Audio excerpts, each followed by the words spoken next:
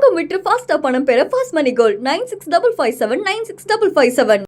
கடந்த 4-5 நாட்களாக அண்ணாமலை அவர்கள் மீதான அந்த விமர்சனம் அப்படிங்கிறது ஏகபோகத்துக்கும் சமூக வலைதளங்கள்ல போயிட்டு இருக்கு. எதற்காக இந்த விமர்சனம்? அண்ணாமலை அவர்கள் திமுக கூட சமரசம் செய்திருக்காரா? இனி வரக்கூடிய காலகட்டங்களில் திமுகவுடன் கூட்டணி வைப்பதற்காக அண்ணாமலை அவர்கள் சமரசம் செய்து கொண்டு விட்டார் அப்படின்னு ஏகபோகத்துக்கும் ரைட்டப்புகள் எழுதிட்டு இருக்காங்க.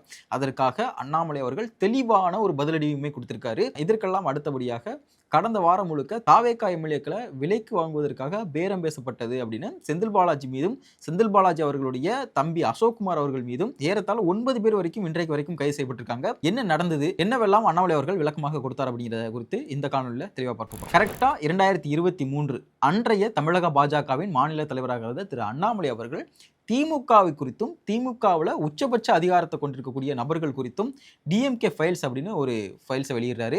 அந்த ஃபைல்ஸில் குறிப்பாக என்னவெல்லாம் இருந்தது அப்படின்னா, அந்த நபர்கள் சார்ந்த சொத்து மதிப்புகள், இதுவரைக்கும் அவர்கள் செய்து வந்த அந்த தொழில்கள், அது குறித்தும் அந்த டிஎம்கே ஃபைல்ஸில் இருந்தது. இதை பேஸ் பண்ணி அன்றைக்கு திமுகவினுடைய பொருளாளராக இருக்கக்கூடிய திரு டிஆர் பாலு அவர்கள் மான நஷ்டஈடு வழக்கை அண்ணாமலை அவர்கள் மீது தொடுக்கிறாரு. இந்த மான நஷ்டஈடு வழக்கு தொடுத்ததற்கு பிறகாக தொடர்ச்சியாக இந்த ஹியரிங் அப்படிங்கிறது போயிட்டு இருக்கு. இறுதியாக இப்போ சமீபத்தில் இந்த வழக்கு அப்படிங்கிறது வாபஸ் வாங்கப்பட்டிருக்கு. இது குறித்து தான் அண்ணாமலை அவர்கள் மீது வந்து தொடர்ச்சியாக விமர்சனம் வைக்கப்படுது. காரணம் என்ன சொல்றாங்க அப்படின்னா, பாத்தீங்களா, அண்ணாமலை அவர்கள் சமரசம் செஞ்சுட்டாரு, அண்ணாமலை அவர்கள் வருங்காலத்தில் திமுக கூட கூட்டணி வச்சா கூட ஆச்சரியப்படுவதற்கு இல்ல, அண்ணாமலை அவர்கள் திமுக உயர் பொறுப்பில் இருக்கக்கூடிய நபர்களோடு தொடர்புல இருக்கிறாரு. இப்படியான விமர்சனங்களை ஏகபோகத்துக்கும் சமூக வலைதளங்களில் இருக்கக்கூடிய நபர்கள் வச்சுக்கிட்டு இருக்கதா பார்க்க முடியுது. இதற்கான ஒரு விளக்கமாக யூஎஸ்ல நியூ ஜெர்சியில் நடந்த ஒரு வீத லீடர்ஸ் அறிமுக கூட்டத்தில் பேசியிருந்தது என்னன்னா, நான் இங்க யாரு கூடயும் சமரசம் செய்யல, அதாவது இந்த மான நஷ்டஈடு வழக்கு அப்படிங்கிறது திரு டிஆர் பாலு அவர்களால் என் மீது தொடுக்கப்படுது. இந்த வழக்கு அப்படிங்கிறது ஹியரிங் வருது, ஒரு 2-3 ஹியரிங் போகுது. இந்த 2-3 ஹியரிங் போனதற்கு பிறகாக திரு டிஆர் பாலு அவர்கள் நேரில் வந்து ஆஜராகிறாரு. நேரில் ஆஜரானதற்கு பிறகாக அவர் நிறைய விஷயங்களை சொல்றாரு. நான் வந்து ஒரு 30-35 வருடங்கள் அரசியலுக்கு சொந்தக்காரன், 8 பேர் மேல இது வரைக்கும் மான நஷ்டஈடு வழக்கு வந்து நான் தொடர்த்திருக்கேன். அந்த 8 பேர்ல 6 பேரை அப்பாலஜிஸ் பண்ண வச்சிருக்கேன். ஒரு பத்திரிகை 25 லட்சம் வரைக்கும் கொடுத்தது. ஸோ 8வது ஆளாக தான் அண்ணாமலை அவர்கள் மீது இந்த வழக்கு அப்படிங்கிறது தொடுக்கப்படுது. அதையுமே வந்து அண்ணாமலை அவர்கள் அந்த அறிமுக கூட்டத்திலே சொல்றாரு. இந்த ஹியரிங் எல்லாமே போயிட்டு இருக்கு ஒரு புறம். இதற்கு பிறகாக தான் அண்ணாமலை அவர்களுடைய அந்த கிராஸ் கொஸ்டினிங் அப்படிங்கிறது ஆரம்பிக்குது. இந்த கிராஸ் கொஸ்டினிங் ஆரம்பித்ததற்கு பிறகாக திரும்ப டிஆர் பாலு அவர்கள் வந்து திரு அண்ணாமலை அவர்கள் மீது சில குற்றச்சாட்டுகளை முன்வைக்கிறாரு. அண்ணாமலை அவர்களுக்கு எப்படி இவ்வளவு சொத்துக்கள் வந்தது, அண்ணாமலை அவர்களுக்கு எப்படி இவ்வளவு பிசினஸ் வந்தது, எங்கெல்லாம் தொழில் பண்றாரு அப்படிங்கிற ஒரு விஷயத்தை குற்றச்சாட்டா வைக்கிறாரு. இதற்கு அண்ணாமலை அவர்கள் அங்கேயே கூட பதிலடி கொடுத்ததாக நிறைய பத்திரிகையாளர் சந்திப்பில் குறிப்பிட்டு பேசியிருக்காரு. குறிப்பாக என் மனைவி வந்து என்ன வேலை பார்க்கறாங்க தெரியுமா, நான் என்ன படிச்சிருக்கேன் தெரியுமா, நான் எவ்வளவு சம்பளம் வாங்கினேன் தெரியுமா, என் மனைவி என்ன சம்பளம் வாங்குறாங்க தெரியுமா, என் மனைவி எங்க வேலை பார்க்கறாங்க தெரியுமா அப்படின்னு நிறைய கேள்விகளை திரு டிஆர் பாலு அவர்கள் முன்னாடி அண்ணாமலை அவர்கள் வைத்ததாக நிறைய இடங்கள்ல அண்ணாமலை அவர்களே சொல்லியிருந்தாரு. இதற்கு பிறகாக அண்ணாமலை அவர்கள் அதே நீதிமன்றத்தில் திரு டிஆர் பாலு அவர்கள் மீது வந்து ஒரு கவுண்டர் டிஃபர்மேஷன் கேஸை ஃபைல் பண்றாரு. அதை குறிப்பிட்டு தான் இந்த வீத லீடர்ஸ் கூட்டத்திலுமே சொல்லியிருப்பாரு. நான் கொடுத்த அந்த கவுண்டர் டிஃபர்மேஷன் வழக்கு அப்படிங்கிறது கம்ப்ளைண்டா மட்டும்தான் வந்து பதிவா இருந்ததே தவிர ஒரு நம்பரா அது வரல. இதற்கு பிறகாக தான் மீது ஒரு நபர் வழக்கு தொடுக்கிறாரு. அந்த வழக்கை தொடர்ச்சியாக நடத்துவதற்கும் உரிமை உள்ள நபர் ஆப்போசிட்ல இருக்கக்கூடிய டிஆர் பாலு அவர்கள். சோ அவர் வந்து வாபஸ் வாங்கிட்டு போறப்போ இந்த வழக்குல நான் எங்க சமரசம் செஞ்சிருக்கேன் அப்படிங்கிற ஒரு கேள்வியுமே முன் வச்சிருக்காரு. வந்தாரு, ஜட்ஜ பார்த்தாரு, என்னை பார்த்தாரு. அவர் சொன்னாரு, இது வரைக்கும் 8 பேருக்கு மேல டிஃபமேஷன் கேஸ் போட்டிருக்கேன், 6 பேர்த்துக்கிட்ட அப்பாலஜி வாங்கியிருக்கேன், ஒரு மேகசின், ஒரு தனியார் பத்திரிகை 25 லட்சம் ரூபாய் நஷ்டஈடு வாங்கியிருக்கேன். இது 8வது நாள். சோ டே 1 வாஸ் லைக், இது வரைக்கும் நான் போட்ட எந்த டிஃபமேஷன் கேஸும் நான் தோத்ததில்லை. அப்படி எனக்கு 82 வயசு ஆகுது, நான் ஒரு அரசியல் கட்சியில் 50 வருஷமா இருக்கேன், நான் அரசியல் கட்சியினுடைய பொருளாளராக 35-40 வருஷம் இருக்கேன் அப்படின்னு அவர் பேசினது. அது படிப்படியாக ஒரு ஹியரிங், 2 ஹியரிங், 3வது ஹியரிங், ஒரு காலகட்டத்தில் இல்ல நாமளே அவரை கிராஸ் பண்ணுவோம்னு அது கிராஸ் எக்ஸாமினேஷனாக அதை கத்துக்கிட்டு அதெல்லாம் செஞ்சு அதன் பிறகு அந்த மனிதரே கோர்ட்டுக்கு வந்து இந்த கேஸை நாங்க வாபஸ் வாங்குறோம் அப்படின்னு சொல்றாங்க. இதுல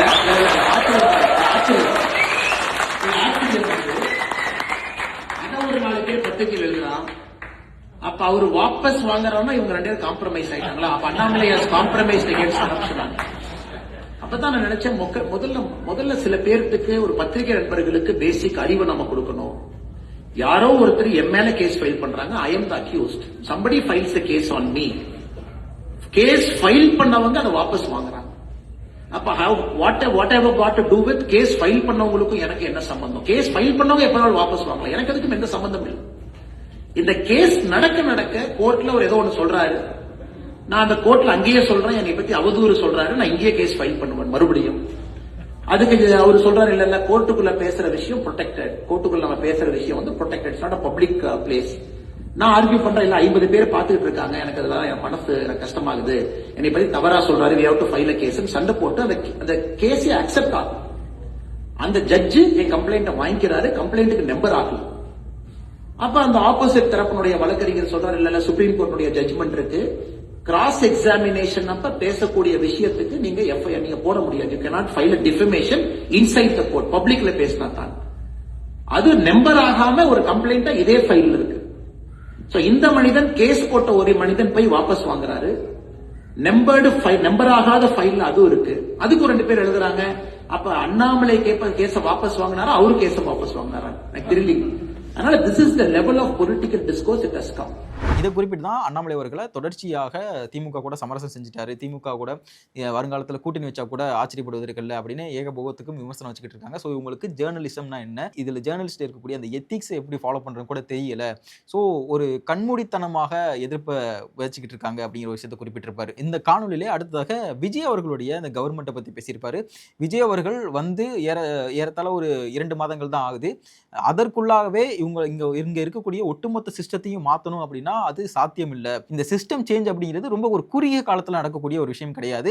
ஸோ அவங்களுக்கான டைம் அப்படிங்கிறத நம்ம கொடுக்கணும். ஏன்னா கடந்த காலகட்டங்களில் தமிழ்நாட்டில் ஊழல் அப்படிங்கிறது புரையோடி கொண்டிருந்தது அப்படிங்கிறத குறிப்பிட்டு சொல்லியிருக்காரு. ஸோ தமிழக வெற்றி கழகத்திற்கு 1 வருடமாவது நம்ம அவகாசம் கொடுக்கணும் அப்படிங்கிறதுமே சொல்றாரு. காரணம் என்ன சொல்றாருன்னா, இங்க இருக்கக்கூடிய நபர்கள் எம்எல்ஏக்களாகவும் அமைச்சர்களாகவும் அவங்களுக்கு அனுபவம் கிடையாது, முன் அனுபவம் இல்லாத நபர்கள், இவங்க எல்லாருமே ஒரு கவுன்சிலரா கூட இல்லாத ஒரு நபர்கள் இன்றைக்கு அமைச்சர் பெருமக்களாகவும் எம்எல்ஏக்களாகவும் ஆயிருக்காங்க. அவங்களுக்கு கோப்புகளை பார்ப்பதற்கே அவகாசம் அப்படிங்கிறது ரொம்ப காலம் எடுத்துக்கிறோம். ஸோ அவங்கள உடனே ஒட்டுமொத்த சிஸ்டத்தையும் சேஞ்ச் பண்ணுங்க அப்படின்னா அவங்க எங்கே போவாங்க, அவங்களுக்கான கால அவகாசம் அப்படிங்கிறது நம்ம இங்கே கொடுக்கணும் அப்படிங்கிறதுமே முன்வைக்கிறாரு. அவர் பேசின அந்த காணொலியுமே வந்து நான் பதிவிடுறேன். அடுத்தது ஒரு பொலிட்டிக்கல் டிசிப்ளின், அதாவது எந்த ஒரு அரசு வந்தாலும் கூட 1 வருட காலம், நீங்களே புதுசா ஒரு கம்பெனிக்கு போறீங்க, you go to a new company, you take up a new role, we got to give you some time to settle in that role. இந்த விவகாரம் ஒரு புறம் சமூக வலைதளங்கள்ல பேசிட்டு இருந்தாலும் தொடர்ச்சியாக சமூக வலைதளங்களையும் சரி செய்தி ஊடகங்களையும் நம்ம பார்க்கக்கூடிய அந்த செய்தி என்னவா இருக்கு அப்படின்னா, தாவேகா எம்எல்ஏக்களை விலைக்கு வாங்குவதற்காக பேரம் பேசப்பட்டது அப்படின்னு ஒரு 9 பேரை இன்றைக்கு வரைக்கும் சேர்த்தா 9 பேரை அரெஸ்ட் செஞ்சிருக்காங்க. ஸோ இதுல செந்தில் பாலாஜி அவர்களுக்கு தம்பி அசோக்குமாருக்கும் தொடர்பு இருப்பதாகவுமே வந்து காவல்துறை தரப்புல சொல்லப்பட்டிருக்கு. ஸோ இந்த 2 நபர்களுக்கும் லுக் அவுட் நோட்டீஸ் வரைக்கும் கொடுத்திருக்காங்க, 2 நபர்களுக்கும் சம்மன் அனுப்பியிருக்காங்க. இந்த ஒட்டுமொத்த விவகாரத்தில் நமக்கு ஒரு 2-3 கேள்விகள் இருக்கு. முதல்ல என்ன பார்க்கணும் அப்படின்னா, யாரை வந்து விலைக்கு வாங்குவதற்காக இவங்க முயற்சித்தாங்க அப்படிங்கிறதான். அதாவது செந்தில் பாலாஜி தரப்புல இருந்து யாரை அப்ரோச் பண்ணாங்க அப்படிங்கிறது. இவங்க சொல்லக்கூடியது என்னவா இருக்குன்னா, ஊத்தங்கரை எம்எல்ஏ இளையராஜா அப்படிங்கிற ஒரு விஷயத்தை குறிப்பிடுறாங்க. ஆனா இங்க தான் வந்து ஒரு மிகப்பெரிய ஒரு ட்விஸ்டே இருக்கு. நம்ம எல்லாரும் ஒரு கவனிக்க தவறிய ஒரு விஷயம் கூட சொல்லலாம். ஸோ இந்த ஊத்தங்கரை எம்எல்ஏ அப்படிங்கிறது யாருன்னு பார்த்தோம்னா இளையராஜா அப்படிங்கிற ஒரு நபர். ஸோ இந்த இளையராஜா யாருன்னா முன்னாள் அதிமுக காரர். ஆனால் இங்க ஊத்தங்கரை சட்டமன்ற வேட்பாளராக அறிமுகப்படுத்தப்பட்ட நபர் யாருன்னு பார்த்தோம் அப்படின்னா தாவேகா தரப்புல இருந்து குமரவேல் அப்படின்னு சொல்லிட்டு ஒரு நபர். அந்த நபர் அந்த கட்சியினுடைய இளைஞரணி இணை செயலாளர்னு நினைக்கிறேன். அந்த நபர் தான் வந்து அறிமுக கூட்டத்திலேயே அவரை தான் வந்து வேட்பாளர்னு அறிவிக்கிறாரு. திரு விஜய் அவர்களே அறிவிச்சிருந்தாரு. ஆனால் இந்த தேர்தல் மனு தாக்கல் நடப்பதற்கு ஒரு 3 நாட்களுக்கு முன்னாடி இந்த இளையராஜா அப்படிங்கிற நபர் வந்து இந்த ஸ்டோரிக்குள்ள வராரு. ஸோ அப்போ இந்த குமரவேல் அப்படிங்கிற நபர் வந்து இங்க இருந்து விலகுறாரு. அதாவது விலகுறாரு மீன்ஸ் இந்த கட்சியால விலக்கப்பட்டாரா, இல்ல அந்த மாவட்டத்துல தாவேகா தரப்புல ஆதிக்கம் செலுத்தக்கூடிய நபர்களால விலக்கப்பட்டாரா அப்படிங்கிறதுக்கு அவர் தான் சாட்சி. இதற்கு பிறகாக தான் இந்த இளையராஜா அப்படிங்கிற ஒரு நபர் வந்து இந்த கதைக்குள்ள வர்றாரு. இந்த இளையராஜா நபருக்கு யார் வந்து ஏ ஃபார்ம் பி ஃபார்ம்ல கையெழுத்திட்டது, யார் வந்து இவரை வந்து கேண்டிடேட்டா அறிவிச்சது அப்படிங்கிறதெல்லாம் ஒரு பெரிய கொஸ்டின் மார்க். அப்படிப்பட்ட நபரை தான் வந்து விலைக்கு வாங்குவதற்காக பேரம் பேசப்பட்டதுன்னு தாவேகா சார்பில் குற்றச்சாட்டு வைக்கிறாங்க. ஸோ இதுவுமே ரொம்ப கவனிக்கத்தக்க ஒரு விஷயம். இளையராஜா அப்படிங்கிற நபர் யாரு, எங்கிருந்து வந்தாரு, குமரவேலை ஏன் எதற்காக இவங்க கேண்டிடேட்டா அறிவிச்சதற்கு பிறகாக இளையராஜாக்கு அந்த இடத்துல போட்டியிடுவதற்கு கொடுக்குறாங்க அப்படிங்கிறதான் மிகப்பெரிய கொஸ்டின். இது எல்லாத்திற்கும் பதில் சொல்லக்கூடிய இடத்துல இருக்கக்கூடியது யாருன்னு பார்த்தோம்னா தமிழக வெற்றி கழகம். இதெல்லாம் ஒரு புறம் வச்சுட்டு, ஸோ அப்போ செந்தில் பாலாஜி அப்போ என்னப்பா அவர் வந்து எந்த தப்புமே செய்யலையா, அவர் எதுவுமே தப்பே செய்யாதவரா அப்படின்னு கேட்டால் அப்படி கிடையாது. செந்தில் பாலாஜி அவர்கள் மீது கடந்த காலகட்டங்களில் ஏகப்பட்ட குற்றச்சாட்டுகள் இருக்கு. குறிப்பா கேஷ் ஃபார் ஜாப்ஸ்ல இருந்து மின்மாற்றி கொள்முதல் செய்யறதுல ஊழல் இருந்து நிறைய விஷயங்கள் இருக்கு. திமுகவுடைய குடும்பத்திற்கு ரொம்ப நெருக்கமானவராகவும் ஸ்டாலினுடைய முக்கியமான அவருடைய அந்த குட் புக்ஸ்ல இருக்கக்கூடிய ஒரு முக்கியமான தளபதியாக தான் செந்தில் பாலாஜி அவர்களுமே வளர்ந்துட்டு இருந்தாரு. ஸோ செந்தில் பாலாஜி அவர்கள் இந்த குற்றச்சாட்டுகளுக்கெல்லாம் அப்பாற்பட்டவரான்னு கேட்டா கண்டிப்பா அதுவும் கிடையாது தான். நம்ம பேசிட்டு இருக்கக்கூடிய இன்றைக்கு, அதாவது ஜூலை 6ஆம் தேதி திருவல்லிக்கேணி காவல் நிலையத்தில் ஆஜராவதற்கு அவருக்கு சம்மன் கொடுக்கப்பட்டிருக்கு. அவர் இன்றைக்கு ஆஜராகணும். ஆனால் ஆஜராகவில்லை அப்படின்னா அரசு தரப்புல இருந்து அழுத்தம் அப்படிங்கிறது அதிகரிக்கும். இன்னும் செந்தில் பாலாஜி அவர்கள் கைதாவதற்கான வாய்ப்புகள் அதிகமா இருக்கு அப்படின்னு சொல்லப்படுது. பொறுத்திருந்து தான் பார்க்கணும் என்ன நடக்க போகுது அப்படிங்கிறத. உலக தமிழ் சொந்தங்களுக்கு வணக்கம். நான் ராஜவேல் நாகராஜன். பேசு தமிழா பேசு வலையொலியுடைய வளர்ச்சிக்கு நீங்களும் உறுதுணையாக இருக்கணும்னு நினச்சிங்கன்னா இந்த வீடியோடைய டிஸ்கிரிப்ஷனில் இருக்கக்கூடிய ரேசர் பே லிங்கை கிளிக் பண்ணுங்கள். அந்த லிங்க்கில் போயிட்டு உங்களுக்கு விருப்பமான தொகையை பேசு தமிழா பேசுவனுடைய வளர்ச்சிக்கு உங்களுடைய பங்களிப்பாக நீங்கள் கொடுக்கலாம். நன்றி, வணக்கம்.